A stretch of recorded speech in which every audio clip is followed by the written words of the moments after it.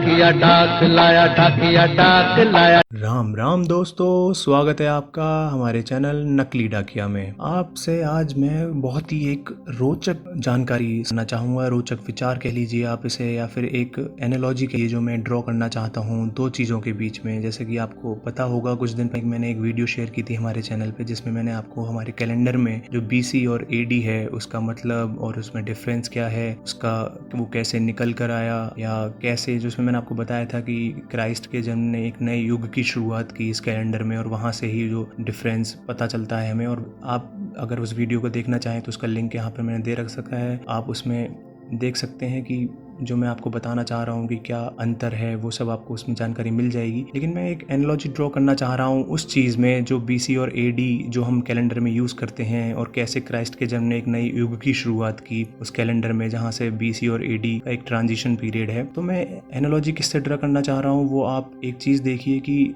BC और AD जो हम वहाँ यूज़ करते हैं वो शायद BC और AC बन सकता है अब कोरोना के बाद, जैसे बिफोर कोरोना और आफ्टर कोरोना। एक तरीके से एक ये रोचक चीज़ है कि शायद ये कोरोना एक नए युग की शुरुआत हो, एक नई चीज़ की बिफोर कोरोना क्या था और आफ्टर कोरोना शायद चीज़ों का मतलब ही बदल जाए, क्योंकि इतना प्रभाव ये ऑलरेडी हम चीज़ों पर डाल चुका है, हमें कर चुका है प्रभावित। शायद आने वाले समय में और ज़्यादा करे, और ज़्यादा इसका असर हमें देखने को मिले, और वो भी हर सेक्टर पे। आप health sector, education sector, economy, politics, defence, geography, philosophy, environment, आप किसी पर भी इसका प्रभाव देख सकते हैं। सबसे पहले मैं आपका एक ध्यान ले जाना चाहूँगा खासकर डिफेंस सेक्टर पे। आपको पता होगा जैसे कि हम डिफेंस में बिफोर कोरोना हमारा जो चीज़ें हैं वो कि न्यूक्लियर बॉम्ब्स बनाना, न्यूक्लियर एनर्जी और मिसाइल्स, ह्यूज इन्वेस्टमेंट्स, डील्स, बहुत सारी बैलिस्टिक मिसाइल्स, पता नहीं सबमरीन्स, कितनी चीज़ें, न जाने कितनी वो चीज़ें जिसमें हम डिफेंस में खर्च करते हैं,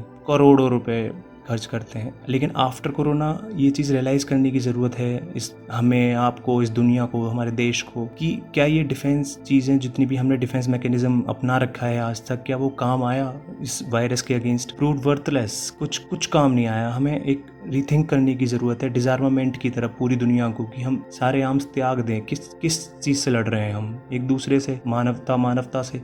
लेकिन क्या पता, आपको ये नहीं पता कि हम चाहते क्या है। मतलब हम इस चीज़ से, एक दूसरे से डर से, एक दूसरे की लड़ाई से, क्या हम जीत पाएंगे इस वायरस से? हम ऐसे जीत पाए? नहीं, हम रोक भी नहीं सके उस वायरस को हमारे पास। तो हमें एक ज़रूरत है ये चीज़ समझने की कि हमें जो खर्च करना है, चीज़ें जो हम अपनी रिसोर्सेज खर्च कर रहे हैं, उनको हेल्थ सेक्टर पे ज़्यादा किया जाए। आप हेल्थ सेक्टर पे देखिए, बिफोर कोरोना हमारी जो स्पेंडिंग है हेल्थ सेक्टर पे बहुत ही कम है। मतलब स्पेशली डेवलपिंग कंट्रीज़ में तो बहुत ही ज़्यादा मैन पावर की कमी है, रिसोर्सेज की कमी है। लेकिन आफ्टर कोरोना ये चीज़ हमें इंपॉर्टेंस पता चलती है पब्लिक हेल्थ की, कि कितनी ज़्यादा ज़रूरी ये पब्लिक हेल्थ सेक्टर है, और हाइजीन कितना ज़रूरी है, हेल्थ एटिकेट्स कितने ज़रूरी हैं, हैंड वॉश। आज हर छोटा बच्चा भी आपको बता देगा कि हाथ धोकर आइए। क्या आपको नहीं लगता है हमारे नॉर्मल रूटीन लाइफ में होना चाहिए? मतलब ऑलरेडी बहुत सारे लोग करते हैं कि हाथ धोइए और ये धोइए, लेकिन अभी वो जो इन्फॉर्मेशन है, एक तरीके से जो अवेयरनेस है वो बड़ी है कि हमें अपनी पर्सनल हाइजीन का ध्यान रखना है, तभी हम उस चीज़ से बच सकते हैं। तो ये बहुत ही ज़्यादा ज़रूरी हो जाता है कि हम उस चीज़ को समझें और एक तरीके से पूरी एनालॉजी ड्रॉ करें, बिफोर कोरोना क्या, आफ्टर कोरोना क्या, और एक हम लेसन यहाँ से सीखें और आगे तक लेके जाएं। दूसरी चीज़ मैं आपका ध्यान ले जाना चाहूँगा एजुकेशन सेक्टर पे। एजुकेशन में आप देखिए, ये कोरोना हमें समझाता है कि एजुकेशन का रोल कितना ज़्यादा ज़रूरी हो जाता है। कि आप इस समय पेंडेमिक के बहुत ज़्यादा पैनिक करते हैं, उस टाइम पे फेक न्यूज़ उस चीज़ को कैसे बढ़ा सकती है, और आप कैसे, आपकी एजुकेशन उस टाइम पे काम आती है जब आप फिल्ट्रेशन ऑफ इन्फॉर्मेशन करें। आप एक तरीके से फ़िल्टर करें कि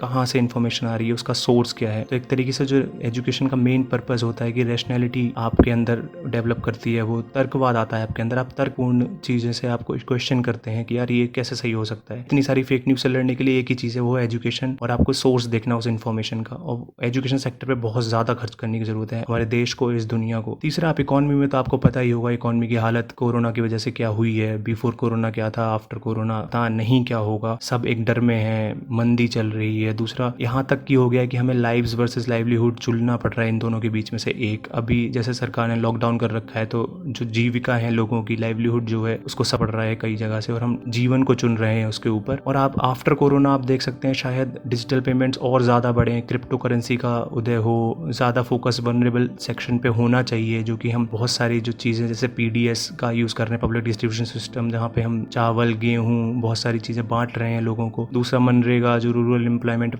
स्कीम्स होती हैं, उन पर हम कितना ध्यान दें, और देने की ज़रूरत है कि हमें अभी जो चीज़ें उनके लिए करनी पड़ रही हैं वो हमें करनी ही ना पड़े। सब अपने आप में इतने प्रिविलेज्ड हों कि वो कम से कम इतना लॉकडाउन झेल सकें। पर इस चीज़ पर भी हमें ध्यान देना होगा कि आफ्टर कोरोना हमें अपनी इकॉनमी पे कितना ध्यान देने की ज़रूरत है, और वो सेक्शंस कौन से हैं जिन पे सबसे ज़्यादा ध्यान देने की ज़रूरत है। आप दूसरा जो इसको जो ड्रॉ कर सकते हैं एनालॉजी, वो पॉलिटिक्स में देख सकते हैं कि बिफोर कोरोना आपको पॉलिटिक्स दिख जाएगी कम्युनल लाइंस पे, जहाँ पे धर्म के नाम पर एक दूसरे को लड़ाया जा रहा है, पार्टी लाइंस पे कि एक पार्टी की विचारधारा कुछ है, दूसरी पार्टी की विचारधारा कुछ है, और वो सिर्फ पार्टी लाइन से ऊपर नहीं उठ पा रहे हैं। लेकिन कोरोना के बाद तो कम से कम हर पार्टी को नेशनल इंटरेस्ट देखना चाहिए कि आपका राष्ट्रीय महत्व कितना ऊपर हो जाता है, आपको नेशनल इंटरेस्ट के लिए काम करना चाहिए, वही सुप्रीम होना चाहिए। दूसरा, पॉलिटिक्स में आप देखेंगे कि हर कंट्री एक दूसरे से अपने नेशनल इंटरेस्ट को बचाने में लगी है, और ग्लोबलाइजेशन ने वो चीज़ शायद थोड़ी कम कर दी थी। हर कंट्री में एक दूसरे कंट्रीज़ के लोग थे, उन्हें काम मिल रहा था, लेकिन शायद इसके बाद ये भी हो जाए कि सब अपना नेशनल इंटरेस्ट ऊपर रखें, क्योंकि वायरस ने एक तरीके से